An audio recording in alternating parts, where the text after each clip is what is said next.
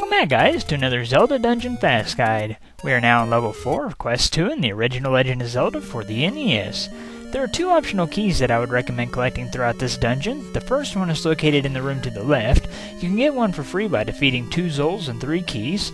Once you've gotten that key, return to the entrance and head up. In this room, we have a Dig Dogger. Playing the recorder will cause it to shrink into 3 Mini Doggers. Stun the Mini Doggers with the magical boomerang and then kill them with 4 hits from the White Sword. Once you've destroyed them, go through the door on the left. In this room, we have 4 Dark Nuts, 2 red and 2 blue, and 2 Pole's Voice. Killing them all off will make the compass appear. Get it if you want it, and then head through the door at the top. In this room, we have some more Quest 2 exclusive enemies, which are the red and blue bubbles.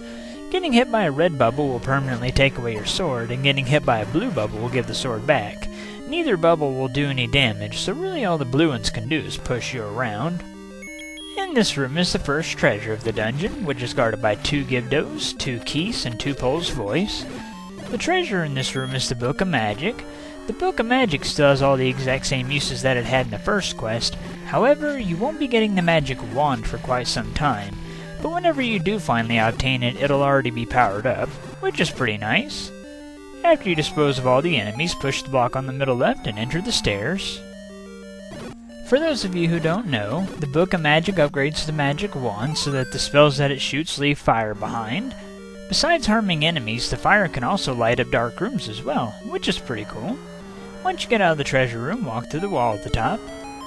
In this room is an old man. Paying the old man 100 rupees will increase your bomb's max carrying capacity by 4, making your new max carrying capacity 12. In this room we have 5 red Dark Nuts. Killing them all off will make some bombs appear.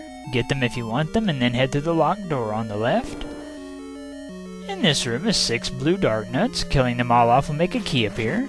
They take 4 hits to kill with the White Sword.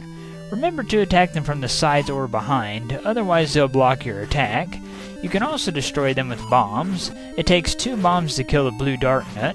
However, due to a glitch, it can be kinda tricky to fight them that way. If you choose to fight them with bombs, don't look at them head on whenever you place the bomb. Otherwise you won't do any damage to them even if it looks like you did.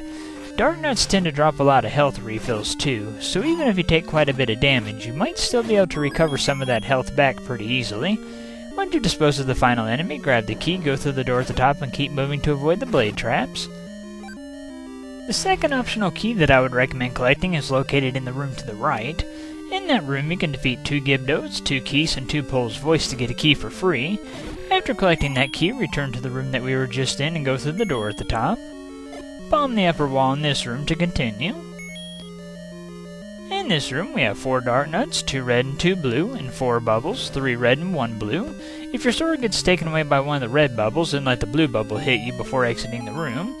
Once you have a clear path, walk through the wall at the top. In this room we have an old man who tells us that if we go in the direction of the arrow. Once he's done talking, walk through the wall on the right. In this room is another old man that says to leave your life or your money. Leave him 50 rupees, otherwise you'll have to leave him life, which means that you'll lose 1 max heart container from your max health that you can never recover. Push the middle left block in this room and then enter the stairs. As usual, avoid or destroy the keys as you make your way through the underground passage. Once you get out of the underground passage, you'll be in a room with 3 red bubbles. Just avoid them and go through the locked door at the top to be in the room with the boss of the dungeon. The boss of this dungeon is Dig Dogger. Just use the same strategy against it as you used against the one that you fought earlier in this dungeon. Shrink it with the recorder, stun the Mini Doggers with the magical boomerang, and then slash them 4 times with the White Sword to dispose of them.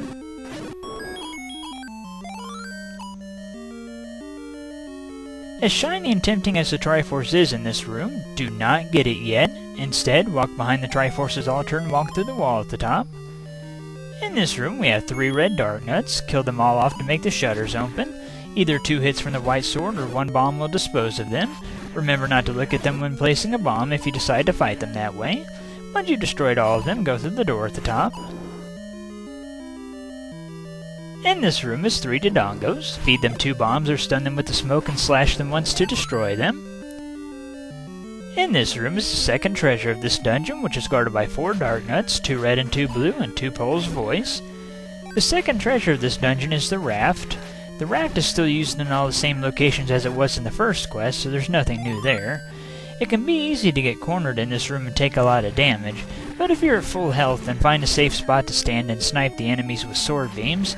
If you're not at full health, then I would recommend attacking the enemies through the blocks. Once you've finished off the final enemy in this room, go over to the far left column of blocks and push the second one from the bottom. Once you've done that, enter the treasure room. Either avoid or destroy the keys as you make your way over to the raft.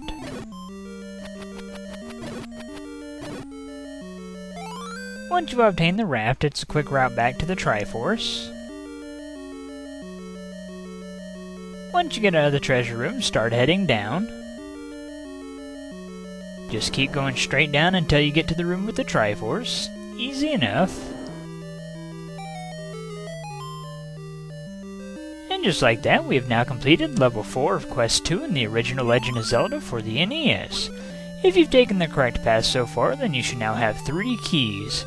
If you haven't purchased the arrows yet, then I would recommend doing that before going to the next dungeon. Join me next time whenever we take on level 5 of Quest 2 in the original Legend of Zelda for the NES. Thank you for watching.